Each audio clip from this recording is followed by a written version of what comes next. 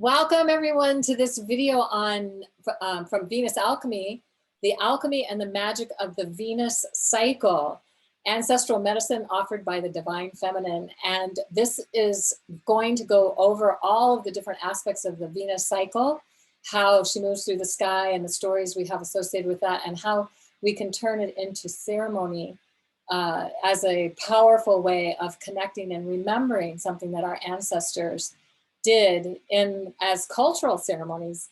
And so that's part of what Venus Alchemy is about. How do we bring that back into our everyday life? So we're going to start with a invocation because we like to do that, and to help bring the energy into the Venus cycle and within each of us. And so when we're invoking Venus, we're invoking the goddess within us. And this is for men and women. Everyone has an inner god and an inner goddess. And so Venus, of course, is invoking the inner goddess. And one of the things that we think about the divine feminine guidance is it's about what do we need to die to so we can be reborn? How are we dying to our false self so we can be reborn to our true self? So here's the invocation. Oh, I forgot to say, I'm Kaylin Castell here with Sheridan Simple, and we're very excited to do this. Yay! They can read our names. That's right. Anyway, we're having lots of fun. Can you tell?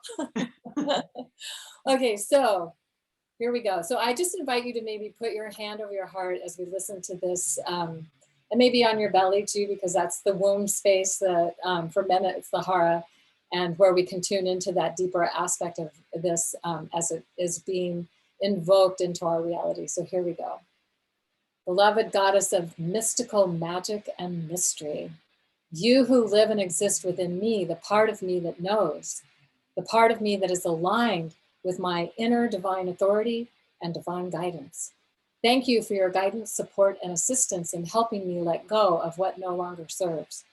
You who are filled with the power of heaven and earth, mighty in your message of joyous creative living, mighty in your message to die to your false self and live authentically from your true self, no matter what it takes. Great, wise, and powerful goddess who knows all life is sacred. Guide me in wisely inspired actions, furthering my radiant health and well-being, releasing all the habits and behavior patterns that leave me feeling exhausted, out of balance, uninspired, critical of myself and others. Thank you for helping me release the burden of all the ways I do not fully trust myself, know myself, or remember my true divine inheritance. Thank you for reminding me not to take myself so seriously and to have more fun. It is done, it is so, and I give thanks. Blessed be. Blessed be. And this is such a great summary of everything we're going to talk about. Love it. Thank you so much. You write the best invocations. Like, I feel so different after every time you read it. Thank you. I have fun writing them. Can you tell? Okay, so here's what we're going to be looking at today is Venus from a shamanic astrology perspective. It's a little bit different than all of the contemporary astrology. What the Venus cycle actually is, how it relates to the mythic tales of Inanna, the oldest story we have written down that we know of, and the Venus return cycle and the sacred geometry that goes with that, and why it is so powerful to work with the Venus cycle as ceremony. So the Venus initiatory journey is about actively attuning to the divine feminine within and around you, understanding the importance of working with both sky and earth medicine, learning to trust yourself and your intuition, consciously participating in the rebirth of the sacred feminine in ways that benefit all life, learning how to see the light in the darkest, most challenging places, and listening to the call or invitation to reconnect with your ancestral ways of communing with the earth and sky. Intentionally liberating blockages to your chakras and reclaiming your rightful power within each one. Discovering the ancient power of working ceremonially with Venus individually along with the exponential power of the collective. So much. There's so much benefit that comes from this initiatory journey. It's amazing. And something to just know about the exponential power of the collective is that when 2 people are gathered, it's like the power of 4 people. When 4 people are gathered, it's like the power of 8 people. When 8 people are gathered, it's like the power of 16 people. And when 16 people are gathered, it's like the power of 32. So your intentions and your working with the cycle in a group exponentially increases the power of your personal intentions as well as the collective intention of the group. And that is why the Sumerians and the Babylonians both did a collective ceremony with the Venus cycle as a culture. And that is part of what we're bringing back and remembering at this time, is how to really activate that exponential power of the collective of our, of our group, of the people that join with us, that feel alive with doing this together. So I just love the summary of this because it's just so powerful. It's so true. Like, oh my gosh, just exactly the experience that we have. So good. Yes. And what we're all craving. We all want to like step back to that place where we're part of a whole collective all together, honoring the earth and the sky. And this is such a beautiful way to continue or begin that journey for yourself. Absolutely. So, so it might be just interesting for some of you who don't know that Venus is considered the sister planet to Earth. And even astronomers will say that, because Venus mirrors the Earth in a lot of ways. And this includes spinning in the opposite direction. So if the Earth is spinning one way, the Venus is spinning the opposite way. So they're like, going in opposite directions, right? And interestingly, because Venus and the Earth are about the same size as well, and Venus magic in terms of the numbers, Venus will make one complete rotation on its axis every 243 days. Now, Earth makes one complete rotation on its axis every 24 hours. So there's the 2 and 4 numbers are in both of those numbers. But it just takes Venus that much longer to make one complete rotation. So a Venus day is like 243 Earth days. And in 243 years, Venus rotates 365 times. And of course, we know that 365 days is the number of days in an Earth year. And so there's these numbers, how they intersect with one another is amazing. And of course, the Earth rotates 365 times in 1 year, and there are 243 years between synodic Venus transits over the sun in the same area of the sky. And I came across this information back in between 2004 and 2012, when there were Venus transits over the face of the sun, and it'll be 105 years before we have another one, but it'll be in a different part of the sky. The 243 years from 2004 and 2012, we will have it in the same part of the sky. And so that number 243, and then we find that a lot of times Venus will be repeating certain cycles every 243 years. So that number 243 is an important number to Venus. It's amazing. Just all of the number magic is just like never ceases to just blow my mind. I know, so good. So when we started Venus Alchemy and started working with the Venus cycle, we were basing it off of the shamanic astrology paradigm that was created by Daniel DiMario. And he also did a lot of research on the Venus cycle back in the mid-90s. And so when, and literally this was around the time when they were really getting the cuneiform texts from the Sumerian tablets that were being discovered and so on had been deciphered, I guess, or translated, whatever. And they were finding that there was this story about Venus and Ananna, the goddess Ananna, and that the story of Venus perfectly mirrored the cycle of Venus. The story of Ananna perfectly mirrored the cycle of Venus. And so this Venus then represents an exploration of the divine feminine through many different archetypes and phases of the Venus cycle. So there's morning star, underworld, evening star, metamorphic underworld. There's phases in between the phases of the cycle that we'll be sharing a little bit more about. So from the shamanic astrology perspective, then Venus is not limited to concepts like romance, relationships, personal aesthetics, values around money and material possessions. And I still hear a lot of more, astrologers to this day refer to Venus as that, but we're seeing as something much bigger than that. And interestingly, I just also want to say before I complete this piece here, and that is that there are many astrologers that have done really good work around the Venus cycle, and they have different ways of looking at it. And they don't necessarily associate it in the same way that we do. And so what's really important for people to realize is that there's no right or wrong way to do this. What we're doing isn't the right way. What other people are doing isn't the right way, whatever the right way is.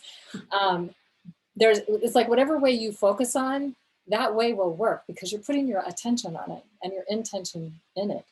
And that's why it's so powerful and can work so well. Now, we, of course, love the fact that we're associating it with the ancient Sumerian and Babylonian traditions of how they worked with the Venus cycle.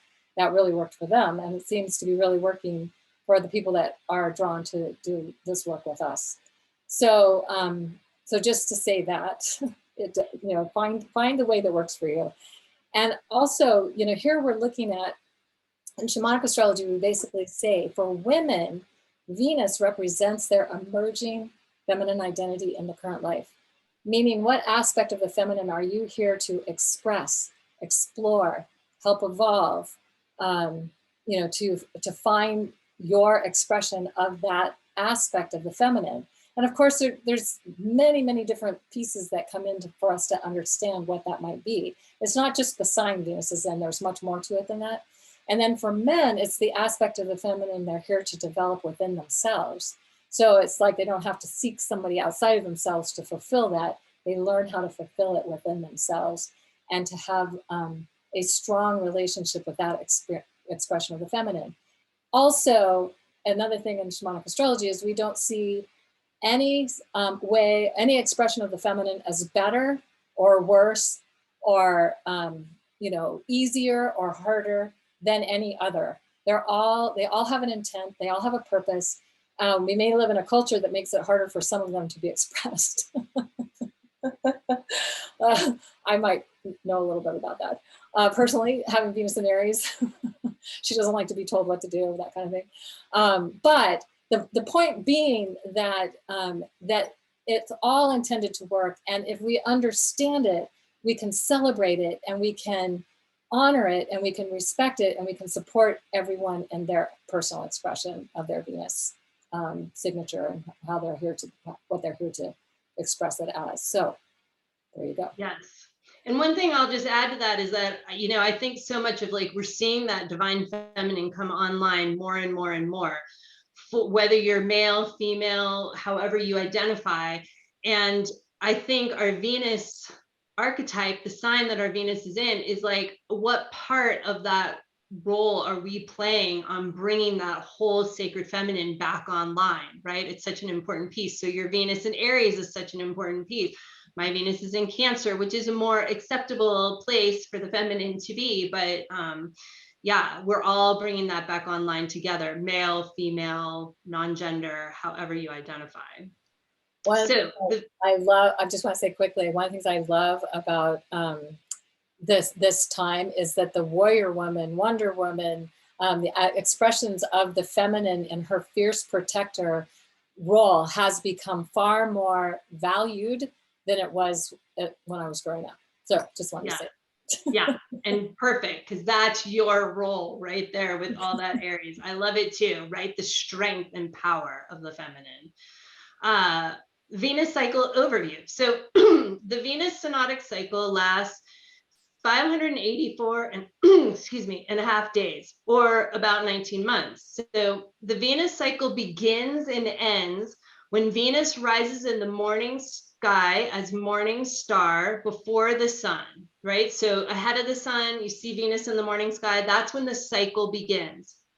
Over the course of the cycle, the Venus phases are morning star, underworld. We'll learn more about all of these. Evening star, and the metamorphic underworld. The overtone, or the meta goddess for the entire cycle, is the seasonal zodiac sign Venus rises in as morning star. So currently that's either Capricorn, Leo, Pisces, Libra, or Gemini. Interesting that the word currently is still underneath there. Oh, very cute. Yes, and that changes over time. So we actually just left the Aries overtone. In 2025, it'll become the Pisces overtone. And we just left the Scorpio overtone in 2018, and it became the Libra overtone, or meta goddess on the world stage. That is the overarching expression of the feminine that is present for the collective psyche of humanity during that 19-month cycle. So these expressions of the feminine we get to work with for a 19-month period, even though Venus, of course, doesn't stay in that sign for 19 months. But it's the overarching theme, or that meta theme, meta goddess, the meta goddess that is present for all of us at that time. Yeah. So what is the synodic cycle, right? So the synodic cycle is different than the orbit around the sun. So Venus travels around the sun in 225 days. The synodic cycle is the 19 months, or the 584 days we were just talking about. And so what does that mean? Synodic is the relationship between planets from Earth's perspective. So it's the time it takes Venus to be seen again from our earthly perspective in the same position next to the sun, that morning star rising ahead of the sun. When that comes around again, that's the synodic cycle, not the orbit, because obviously the Earth and Venus are both moving. So the orbit, and where we're seeing from the same perspective, that changes. Now, interestingly, synodic literally means with the sun. So of course you could pick any point. We start the Venus cycle with the rising before the sun in the morning sky. Is called heliacal rise. But we could put it anywhere. Like if you wanted to look at it in relationship to your birthday, when does Venus return with the sun near your birthday? Because you're having a solar return at that time. You're having the sun return to the place it was when you were born. And Venus doing that will happen every 8 years, as we talked about already. And so, it's with the sun, and you can start it anywhere. But of course, in the beginning of the entire 19-month Venus cycle, we start with it rising this morning star. So it begins and ends when Venus rises as morning star, and the 4 phases we've already talked about. We're going to go into each one of them specifically, and a little bit maybe about what we've learned about what it means when Venus is in one of these 4 phases as well. So, do you want to do morning star? Or should I? Either way. I'll do morning star. You can, because then we'll do each our own. Okay, perfect. So because everybody's born within one of these phases. So you're either a morning star, or an underworld, or an evening star, or a metamorphic underworld. And so if you have a sense of when this is happening. So basically what you're seeing here is the sun hasn't come up over the horizon yet. Oh, I'm sorry, I can't, my marker doesn't probably show up on the video. Yeah, but I can. Yeah. You can, right? I'm used to being the one who's in charge. Maybe I have you still are. Anyway, but you see the image to the on the far left, Venus is coming, our sun is coming up over the horizon, and Venus is already in the sky. And then when you can see on the right-hand image, the horizon line, and the sun's below the horizon line, and Venus is above that. So that means Venus has risen before the sun has risen, essentially, and that creates the morning star phase. And that lasts about 8 months. There are 7 or 8 conjunctions with the moon that represent the chakra gates. And in the story of Inanna, when she's making, and this is also representative of the descent phase of the story of Inanna. So Inanna is the goddess of, or the queen of heaven and earth. And she hears the call to go to the underworld, where her sister's husband has just died. And he, in the story, it's this, the great bull of heaven, Gulagana, has just died. And so she feels like she needs to go to the funeral. And so she gets all prepared to do that. Now, interestingly, Venus is retrograde when she rises as morning star, and then she stations direct, and then starts making these conjunctions with the moon. So we start counting them when she stations direct. We don't count them. If there's a moon conjunction with Venus while she's retrograde, that's before she's actually begun her descent into the underworld. And then at each gate, each chakra gate, so she starts the descent, she goes from the crown chakra, first thing she has to give up in going into the underworld is her royal crown.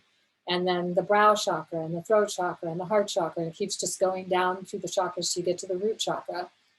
And at each gate, she is releasing the vestment that represents that chakra. And in a sense, releasing the distortions that are connected to that chakra gate. So it's an opportunity to let go of anything that's in the way of you having a more full on, alive experience of that chakra energy when she's going into the underworld.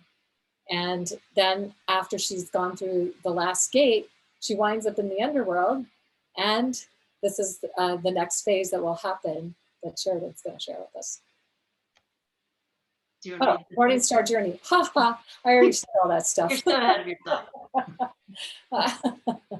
Yeah, so one of the things that we've noticed is that it appears that Morning Star Venus, no matter what sign your Venus is in, you can add the element of fire. She is on a mission, she's on a purpose, she's making her descent into the underworld, she's releasing whatever she needs to let go of and burning it in the fire, that fiery energy. Releasing those distortions, those blocks, whatever it is that is in the way of her really connecting with her masterfully wise, authentic self. And then and again, these are with the Venus Moon conjunction. So you literally can go out in the morning sky and see Venus and the moon together, and you know that this is one of the chakra gates. It's just by seeing them together, you know something big is going on. It's such a powerful practice. And you can see here 2 pictures of Venus and the morning sky with the crescent moon.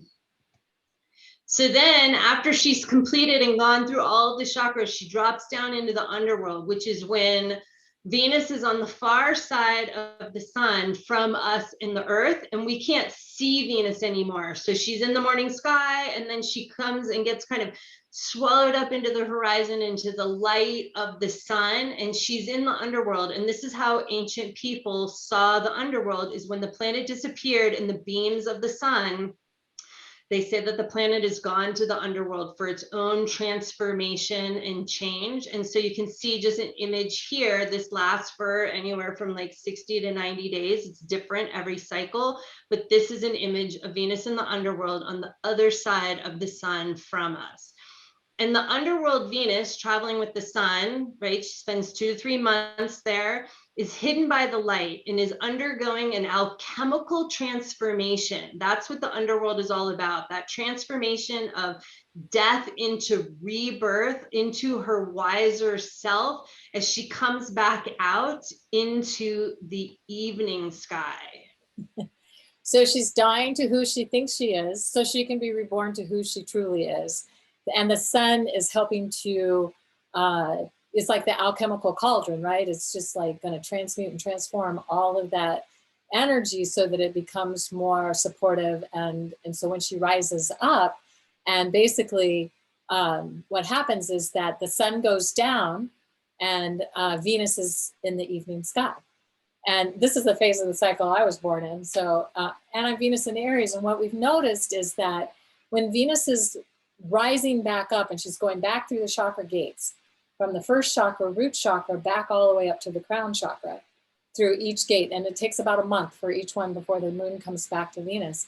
So you have a month to work with these energies. It's reclaiming a healthy relationship with each of these chakras. And so one of the things we've noticed about the evening star phase is that it's more like earth energy. So we could say, Morning Star, she's going to maybe make quick decisions. she's gonna act before she thinks about it. She's gonna be just like, I'm just gonna do it.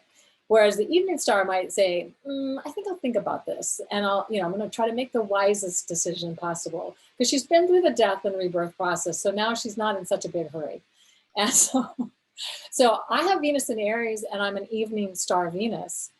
So Venus in Aries is a fiery Venus, and you'd think that she would make decisions really quickly, but I tend to be a little more thoughtful about my decisions as a result of being evening star. So that makes total sense to me, because I could never really understand this thing about just rushing headlong into something that Aries is often described as doing, right? Because I'm like, no, I mean, I can act pretty quickly when needed, but I definitely want to have a good sense of having thought about it, and it makes sense, and it has that more earthy, logical, rational piece that's connected to it. So it's not just taking a great leap of faith every single time. It's like, I'm going to look, I'm going to reflect before I make a decision.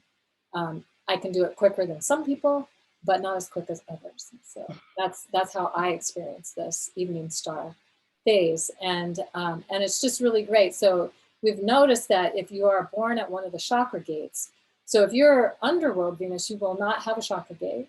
You're in that death process, right? And that's where we get a chance to really feel and grieve if we need to grieve, and that kind of thing in the underworld phase. The dying to the things that maybe we thought was who we were. We're going, oh wait, maybe that's not really who I am. Now I have to surrender and let it go. And that happens in the underworld phase. And then she gets to start reclaiming all these things as she's coming into the evening sky in a healthy way, in a way that's not got the distortions and the blocks that were with it, perhaps when she was on her way into the underworld. And the thing is that as long as we're alive, we're going to probably always be picking up certain distortions and blocks along the way. So this process is a really good reminder to help us to remember that we can always let go and always surrender and always reclaim ourselves in a new way. And I'll just say too that, I was born with Venus in the underworld, the image that we just saw, and that's what actually drew me to starting to participate in the cycle into Venus Alchemy. It was a video that you and Tammy did explaining about the underworld, and it validated my entire experience of my life, right? That I'm always in that cycle of my transformation, the way that I'm learning and evolving. My soul's evolutionary journey has to do with the underworld cycle of always going into that death and rebirth cycle, right? And we live in a society where we hear death and we're scared of that, but it's just that cycle, that place of where you surrender and let go, right? That's where you died to the old, and then you're reborn into the new learning, the new vibration, the new expression of yourself. And that it just literally validated my whole entire existence, that just knowing my Venus in Cancer wasn't giving me all of that knowledge and understanding. And that's what just set me on this whole entire path. So it's incredibly powerful to understand what part of the phase you're born in, to interact with it ceremonially, to go through the chakras, right? Because we're just on a process our whole life of just clearing out what's not us and revamping what really is, right? I mean, that's like the life journey right there. So, yeah, and it's so much fun to do it with others. Yes, it's huge. Have that support. And you learn something from everyone all the time, right? That you don't necessarily get just from yourself. So the evening star Venus, and many cultures saw evening star Venus as the goddess of love and beauty. Also the wise, elder kind of goddess, the wise one. And if you think about the earth signs, Capricorn, Taurus, and Virgo, it's about the sacred expression, the priestess. It's about the Taurus being the goddess of love and beauty, and Capricorn being the grandmother, wise one, crone energy. And so it really, you can kind of add that understanding into the evening star aspect, and no matter what sign your Venus is in. So like we were just explaining. And again, it can be just so informative to understand that your Venus is not just going to be whatever they say about the sign. There's so much more to it. And so as she's reclaiming, ascending, she's ascending, she's going through this ascension process in the evening sky and reclaiming all that she let go of. But now it's in a healthy way. It's in a way that is without the distortions and the blocks, basically. So having a healthy relationship with each of these energies, so good. The empowerment. Yes. Yeah. Yes. To be empowered to be more of our true self. Exactly. Exactly. And then finally, the last phase, the fastest, quickest one is the metamorphic underworld, which is averages maybe 7 to 8 days, but it can be much shorter and it can be a little bit longer as well. And this is when Venus passes between us and the sun, which you can see in this image here. But again, we can't see her because she's hidden in the light of the sun. So it's much shorter because she's on the closer side to us, but that's the metamorphic underworld. And this is where she goes through this, oh, actually, there's not a slide for that, where she goes through this rapid transformation process in the underworld from the previous cycle, the meta goddess, the previous cycle that she was in, that overtone, and is completely going through that death, rebirth cycle into the new goddess that she's emerging in. And then we start the cycle again at Morning Star. And Venus always is retrograde in this part of the cycle. So Venus goes retrograde in the evening sky, is in the evening sky about 16 days retrograde. Then it goes in the beams of the sun and becomes invisible for 7 or 8 days. And as Sheridan was saying, can be shorter or longer. In fact, in 2017, Venus was in the evening sky one night and the next morning was in the morning sky. Like she went so fast, it's like, whoo. And that was the last Aries cycle. And I was like, so Aries to do that, right? Do it so fast. Like I'm not spending any time here. I'm just going right onto the morning sky. Anyway, get me to my people. Yeah. But about 16 days in the evening sky retrograde, about 7 or 8 days in the metamorphic underworld with the sun, making an exact conjunction with the sun, and then about 16 days in the morning sky before going direct. And it's after she goes direct that she actually starts the descent journey, but the cycle starts when she rises as morning star still retrograde. And so interestingly, you can see that Venus is super close to the earth during this time. And it's a time when many astrologers have said Venus is debilitated when she's retrograde. But look how close she is to the earth. So when she's in the evening sky retrograde, she's super bright. And when she's in the morning sky retrograde, she's super bright. And she's going through this metamorphosis. She's changing from one cycle, one meta goddess, one expression of the feminine to a new expression of the feminine. And it's often very different. Like, for example, if she's shifting from Gemini to Capricorn, or she's shifting from Capricorn to Leo, or Leo to Pisces, or Pisces to Libra, Libra back to Gemini. Those actually are maybe a little more alike, but you know, not that much, not really that much alike. So this metamorphic process is we could say like that final completion of whatever it is that she was working on for 19 months, and that preparation for getting ready to become this new expression of the goddess, the new expression of the feminine. So super powerful. And so we don't see her as debilitated at all, but she is going through a big metamorphosis, a big change. So there's a lot that is being integrated and prepared for all at the same time. Yes. A lot of juice in this phase. Yes. Yeah, completely.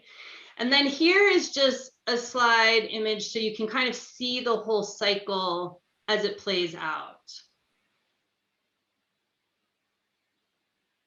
Right, Morning Star, she goes on her descent through the chakra gates, just like Kayla was saying. She goes into that underworld where she's on the other side of the sun and we can't see her. Then she rises in the evening sky, the ascent back up through the chakra gates, and then into the metamorphic underworld where she's between us and the sun. And then she rises as the morning sky, in the morning sky, and starts the cycle again. And this is the cycle that repeats every 584 days, 584 and a half days, or 19 months, right? Over and over again in those, all of those overtones that Kaylin was mentioning before.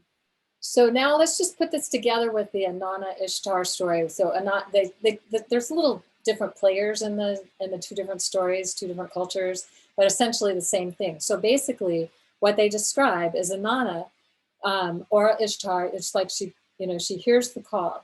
She puts from the great above. She puts her ear to the great below, and she hears the call to go to the underworld. And she chooses the initiation. So she gets herself prepared. And I always think of that as the retrograde morning star time. Retrograde is she's preparing for the journey, and she tells her servant Ninshabar, who is the planet Mercury, that if she doesn't come back in a certain amount of time, send help. Please don't leave me in the underworld. So because she knows she could maybe get stuck there. And then she makes the descent, and then she's all dressed up in her priestess regalia and her as queen too. So she's got her crown, she's got her rod and staff, she's got her sacred necklace that represents the throat chakra, her breastplate that represents the heart chakra, her belt or ring of power that represents the solar plexus. Sometimes it's ankle bracelets for the second chakra, and then her royal robe for the root chakra. It's a red royal robe, of course. And then, and she's giving up each one of these as she goes through each of the gates. And that lets us know that that's why we're working with the chakra energies, because these are the symbols of each of these chakras. And then she winds up in the underworld face to face with the dark goddess, her sister, Ereshkigal, who basically kills her, hangs her up on a meat hook, and is like, because she's jealous. She's jealous of her sister, who's queen of heaven, and she has to be queen of the underworld. And so then she's dead in the underworld, and then she Ninshabar, when she doesn't come back in a certain amount of time, goes and gets help, and mostly the gods won't interfere. But finally, Enki does, and he sends these two little creatures that he creates with the dirt under his fingernails, the Kugara and the Kalatur, and they are given the food of life and the water of life, and they go to the underworld, and they find Ereshkigal moaning and wailing, and because life isn't fair. I'm stuck in the underworld, and I am, Inanna was queen of heaven and earth, but I have to be here, and her husband died, and all these different things. Like, she's just in this really deep grief process, and the Galatur and the Gal and the Galatur are instructed just to repeat back to her what she's saying. So they say back to her exactly what she's saying, like, yeah, you're right, it's not fair. And it's the first time she's ever felt heard. So it helps her to heal, because she's being acknowledged for her pain. She's not being told, just, get over it and, move on with it. She's actually being acknowledged for what her experience is. So she said, I want to give you a gift. I'll give you anything you want. And she starts naming all kinds of things, and they say, no, not that, not that, not that. And then finally she says, well, I want to give you something. What can I give you? And they say, we want Inanna back. And that's how they get her back, and they get to sprinkle the food of life and the water of life on her. She comes back to life, and then she has to pick someone to take her place. So that she goes back up through the chakra gates, back through the 7 conjunctions with or 8 conjunctions with the moon, and then she sometimes sends Mars into the underworld. That's a whole other story. But anyway, that kind of gives you a sense of how the story relates to the cycle. Yes. So there you are. Venus cycle in the celestial mythology. The ancient Sumerian myth of Inanna's descent describes the Venus cycle. It's the first written myth that we know about, and myth is in parentheses because it actually is a telling. It follows the entire Venus Synodic cycle, which we've just been describing, and is a journey through the Venus gates and the chakras, just like Kaylin was explaining to us. Beautiful. So you can see here on the left is one of the cuneiform tablets that they found and deciphered, just like Kaylin said, to get the story of the descent of Inanna. And this was written back in 2500 BCE. And on the right, there's an image of Inanna, and she is the queen of heaven and earth. So the ancient, do you want me to read it? You go ahead. Go ahead. The ancient Sumerians and Babylonians, right? So the cuneiform text is in ancient Sumer. They ceremonially reenacted the entire Venus cycle every 8 years when Venus rose as morning star at the spring equinox. So that's why this is recorded on those cuneiform tablets, right? This was an important journey for them, that they followed Venus through the sky. Their collective ceremony was based on the mythic journey of Inanna or Ishtar. They're similar, descending into the underworld. And they did this knowing the power of collective intent, right? So just imagine Venus is the third brightest object in the sky after the sun and the moon. And if we didn't have television and lights and all of that, we'd be spending every evening out under the stars in the sky, following this. Every morning before the sun rose, we would get up to say our prayers to the rising sun. So we'd be very aware of Venus moving through the sky constantly, which is part of what we're offering here with our class, is being able to track that for yourself and be connected to that journey. But it's been a very important part of every ancient culture, the movement of Venus through the sky. You might find it interesting to know, sorry, that Solomon's temple was built to track the Venus rising at the spring equinox, especially when it was with Mercury, and that would happen every 40 years. And it would rise up, and then the sun would rise up, but it would light the temple. Also in Newgrange, every 8 years, it'll be in 2025, I think this happens again.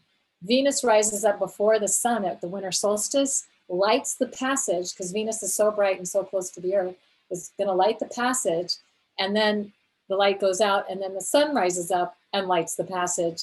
And they were tracking that at Newgrange. That was part of why they built it in the way that they did. But it only would happen every 8 years that they would get the 2 lightings of that sacred passage. So this is how important it was to ancient cultures to be attuned to these cycles, because guess what? We are informing the mysteries as much as they are informing us. So when we have an understanding of what's going on and we can work with it, we can align our intention with what's going on. That increases the power of our ability to create in magical ways, to co-create in really magical ways. So, yay. Yay. So one of the missions of the Venus Alchemy is to really engage this 19-month Sonatic cycle of Venus as a ceremonial initiatory rite of passage. And it's, of course, guided by the myth of Inanna and or Ishtar. Their stories are very similar, just a few slight minor differences. And again, it tells the story of how Venus is moving through the sky. And what we're doing is we're reenacting it in a ceremonial way, online, and for people to encourage them to do it in their own way as well, to have the tools to be able to work with this. Because as we do it, and we'll be, we can imagine that as each time we come together to do this, we are helping to return the divine feminine to her strength and power. That was originally something that was easy for her to connect with, and then, something happened. Dominator culture came in. The divine feminine lost her way because she didn't have support any longer for that. Yes. So the Venus Alchemy Ceremonial Inanna journey is an initiatory journey in real time through the 584-day Venus cycle. It's guided by that ancient Sumerian telling of the Inanna descent. So the Inanna descent story is a literal description of how Venus moves through the sky. We've been saying this, but we're just emphasizing it. It is a myth with massive implications for our current time. It describes the collective descent and renewal into and out of the patriarchal culture. And our personal initiatory death and rebirth processes is orchestrated by the divine feminine, right? So we're following the same cycle of Venus through the sky, through the chakra gates, as a way to clear on the way down, heal in the underworld, rebirth, and reclaim our power on the way back up. And it's incredibly powerful. I mean, ancient civilizations have been doing this for millennia, and we're just trying to bring that back into and out of our DNA because it's within all of our ancestral stories. And something just to keep in mind is that when ancient cultures did this, it was both men and women that were doing the ceremony, not just women. So it was important to the men as well. And they recognized that that was how they were staying in touch with the goddess within them, with the divine feminine within them, and to really have a way of honoring that and respecting that and validating that and celebrating that. Yes. And here we are, just like what we were just continuing on is the book, The Heroine's Journey by Maureen Murdoch. You can see in the circle on the right is the path that the heroine goes through on her journey. And there's this quote from Joseph Campbell: women don't need to make the journey, right? He's talking about the hero's journey. In the whole mythological journey, the woman is there. All she has to do is realize that she's the place that people are trying to get to, right? The feminine. So the heroine's journey does not end with glory and accomplishments the way the hero's journey does. It's not complete until she or he accomplishes the integration of her inner polarity, the feminine and the masculine. So men too can realize the aspect of themselves that was always there waiting for him to recognize her, and in so doing become whole, right? So it's not about, this is just for women, just like Kaylin was saying, it's for women, men, non-binary, however you identify. We all have these masculine and feminine aspects within ourselves, and the heroine's journey follows a lot of the Venus journey of, you know, where we start to turn away from it, we're starting to clear that, we move into the underworld, and then we come back up and reclaim and synthesize and bring the polarity back into union together. And that's really what all of this is ultimately about. Well said. Love that. Thank you. I love The Heroine's Journey. If you haven't read that book, it's brilliant. So Venus cycle is alchemy. And basically, we've already been talking about this, but as Ananna passes through the 7 gates, she does it as she's descending into the underworld and ascending out of the underworld. And at each gate, she's removing a ceremonial vestment that represents the chakra gate. And as she's ascending, she's reclaiming those vestments. She gets them back. She doesn't have to give them up forever. But when she was going into the underworld, she did not know that. She didn't know that she was ever going to get them back. So she doesn't do it with the like, okay, here you can keep it for me for a while. I'll be back for it later. It's like she didn't know that. So again, the descent is the morning star journey. The ascent is the evening star journey. These Venus gates. And many people, probably about, I don't know, something like 80% of people are born somewhere within the morning star, evening star, or the chakra gate. And then the rest of everybody else might be like Sheridan in the underworld time, or they're in the retrograde time, or they're in an in-between time, which is another whole alchemy that we talk a little bit more about in our Venus Signature series. And that these gates are chakra gates. We call them the chakra gates. And again, the sun is about 2 to 3 months, usually around 2.5 months, traveling with the sun. And this is when Venus is not visible to our eyes, so she is considered to be in the underworld and going through that death and rebirth process. So each month the crescent moon conjuncts Venus, right? That's what we've been looking at these pictures of and we're seeing, but here's some more pictures. And these refer to the chakras. So in the morning sky, the crescent moon, the waning crescent moon comes together with Venus. And then in the evening sky, the waxing crescent moon comes together with Venus. And these represent each of the chakra gates that we move down through the descent in morning sky and back up through the ascent in the evening sky. I remember when I realized that when Ananna or Venus was letting go of her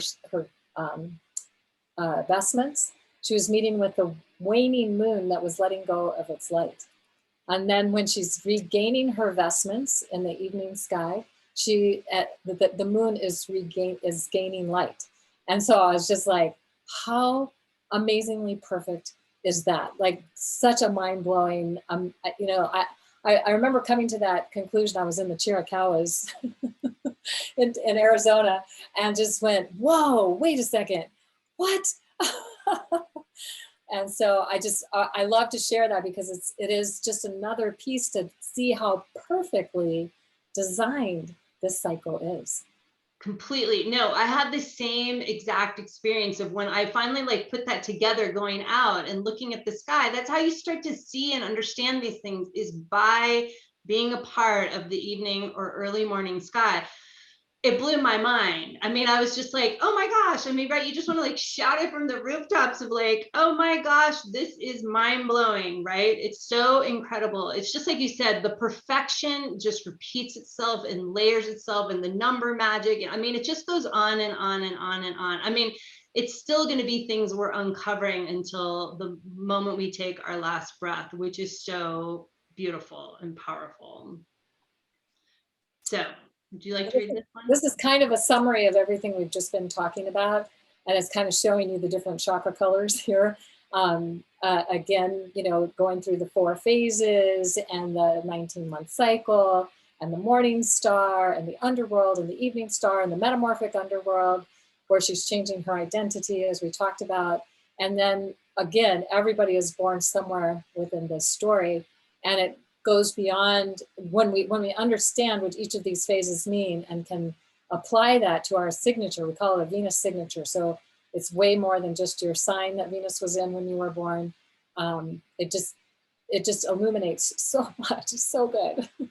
Yes. And we're just repeating this because it's a lot of information and it takes time to be able to assimilate and understand all the pieces, parts. So we're just repeating it so you can keep getting more of a sense of it. But if you join the class along with this, you'll start to understand and get and put all these different pieces, parts together for yourself.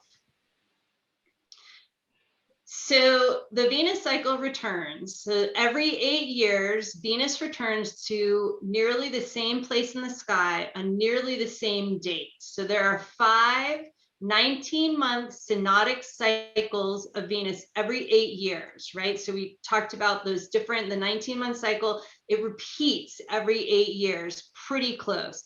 So the current 5 Venus cycles are occurring in the seasonal signs of Capricorn, Leo, Pisces for the first time in 2025, Libra, and Gemini. We said this before, but here is some more examples of this. And what you get to see here is how Venus creates a 5-pointed star. And you may notice behind me is the goddess on the 5-pointed star with the crescent moon on either side of her. So there's the waxing crescent and waning crescent on either side of her. And her body is like, her body's really at the center of the sun, which is when she's going through the death process. So the whole Venus cycle is kind of represented in the image behind me. And this is giving you the dates of the cycles as they're going to go up until 2036, right? So and you can see every 8 years, you're going to see it come back within a day or two of that exact time, creating this pentagram in the sky. So everyone goes through what we call the Sonatic Venus return every 8 years. And you can see the numbers listed here below.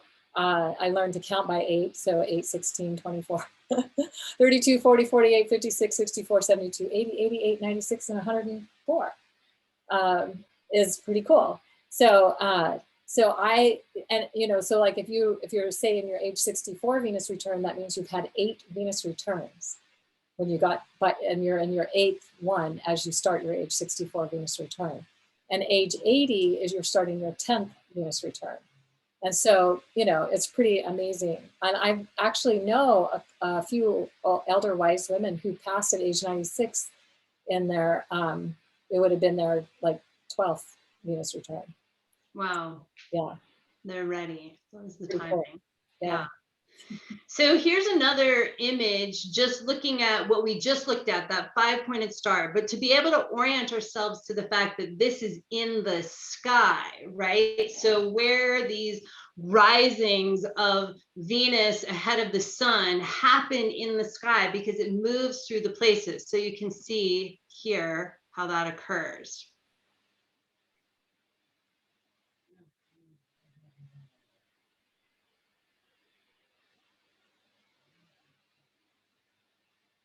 That's so great. I just love that. And if Me we had too. been doing this like, well, actually, even in 2014, instead of Libra, we would have had Scorpio. Instead of Pisces, we would have had Aries. Capricorn, Leo, and Gemini are going to stay kind of there for a while, but but every now and then they do shift because it is shifting a couple of degrees backwards through the signs. So it's not processing, it's precessing through the signs. And over 1,200 and some years, it will come back to a starting place. So each point of the pentacle will come back and have gone through all the constellations. And one of the things you'll see in this image is that the constellations are named a different name than the signs. And that also the signs, the seasonal signs, the signs represent the seasons, are rising in different constellations than what people might expect.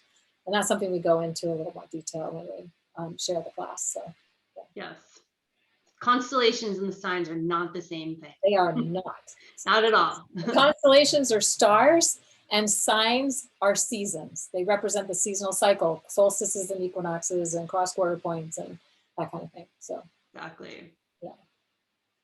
Do you want to do this one? Yeah. So Venus, as we just saw, creates that five-petaled, five-pointed star, but it's also a rose pentagram, and we're going to see that being created in the sky in a moment.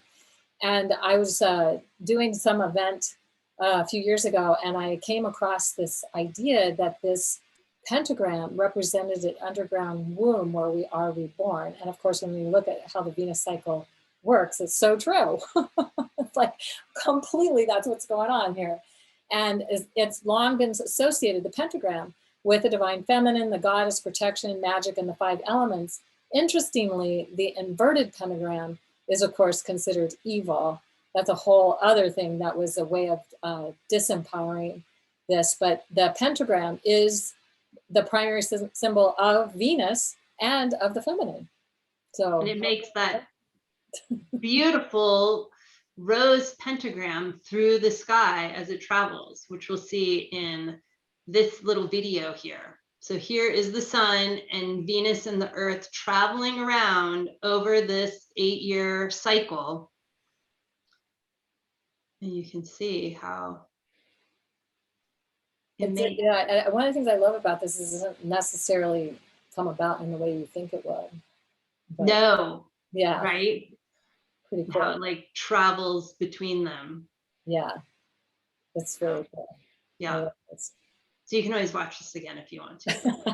Here it is. I mean, I could just watch this over and over. We'll just let it complete one more time and then we'll It just, I love how it just shows how it moves through those different pieces, parts, exactly like we just showed in the. It's like a meditation, right? A meditation on Venus. Yes, yes. It's so beautiful. Yeah. So, do you want me to read this one? Or? Yes. Okay, so the Venus journey as ceremony, right? So this online journey is for you if you are learning or desiring to experience a deeper sense of self, love, and personal sovereignty as an expression of the divine feminine within you.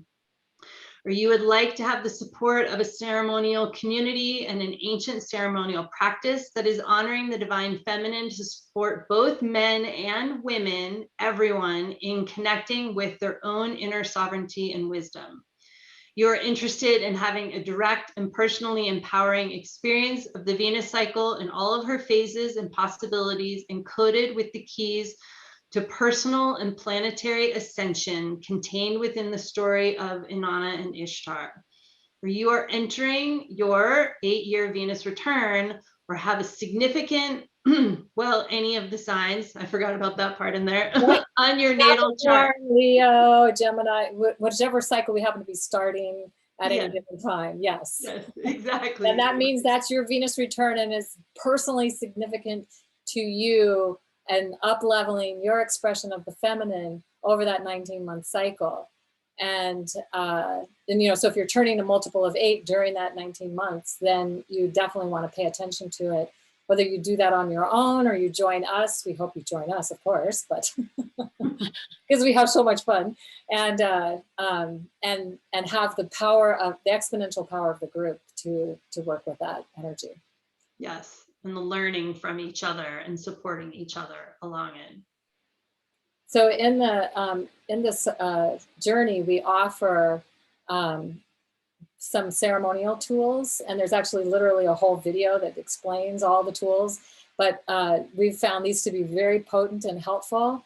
And one is the Venus journal, having a Venus altar, creating an altar, altars awareness. So when you create an altar in honor of Venus, how you're expressing your divine feminine, whether it's your inner feminine as a man or your emerging feminine as a woman. And I'll just say my husband, Peter, who just did the last Venus cycle with us, he created the backyard as his altar. he was just doing all kinds of creative, fun things in it.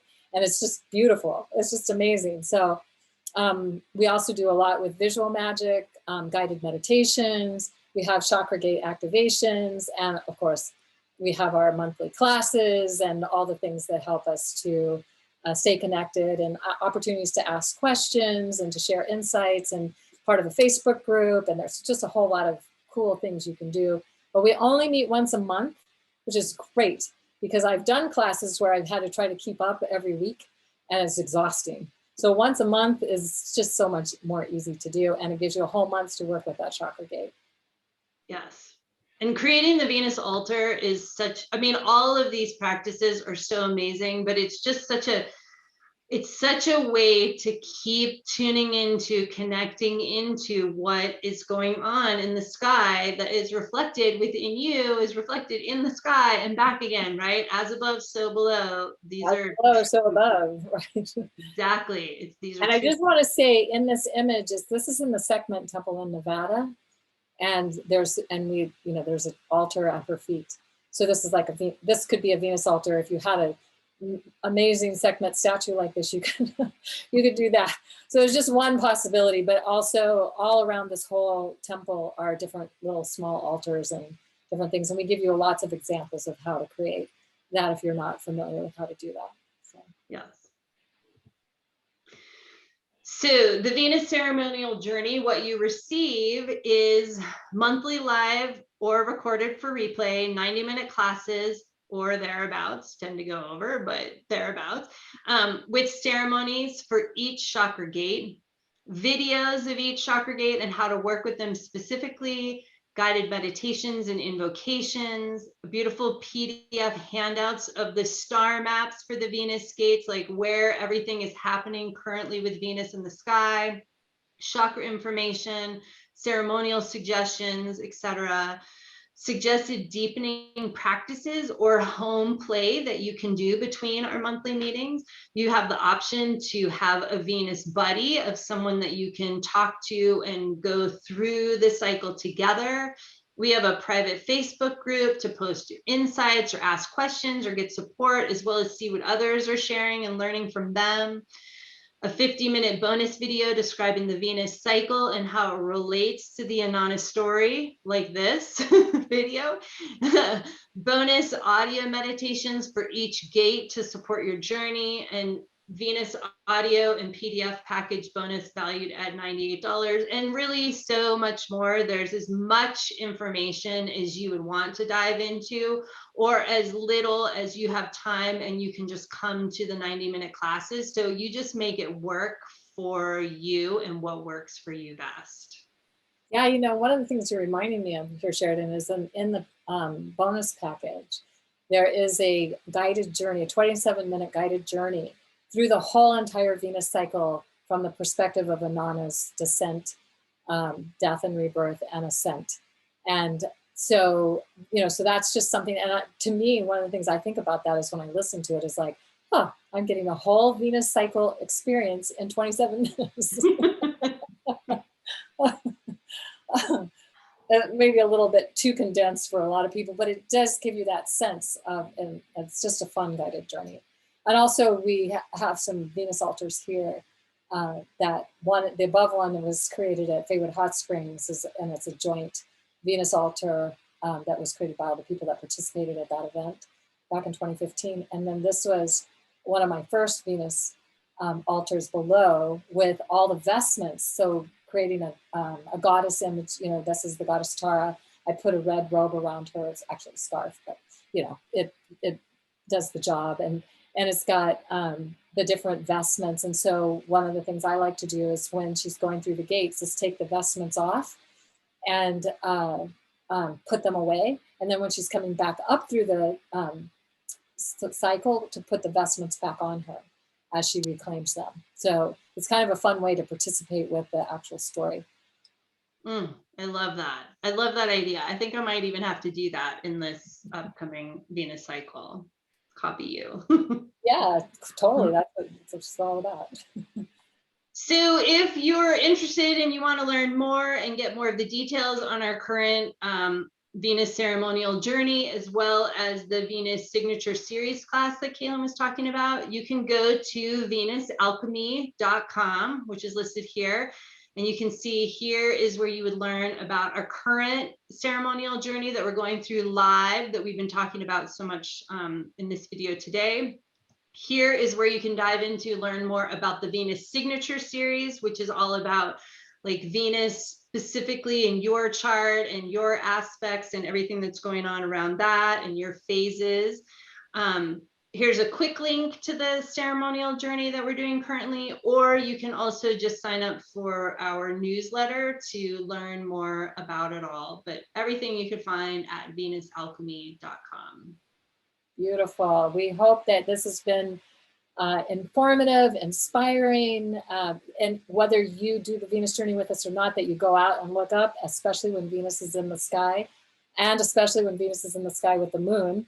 And sometimes that's all we need, is to just be more present with what's happening in the sky and allow ourselves to receive the download and the transmission that's coming through. And of course, it's so much fun. One of the things we love that happens in the Facebook group is people post the images of Venus and the moon whenever they get a good shot, and sometimes not even that great of a shot, they'll share it. And it's like, and especially for those who are in places where the sky is cloudy, it gives us an opportunity to have that more real-time experience of it all. So anyway, we hope you'll feel inspired to join us, and we look forward to sharing more Venus magic with you in the future.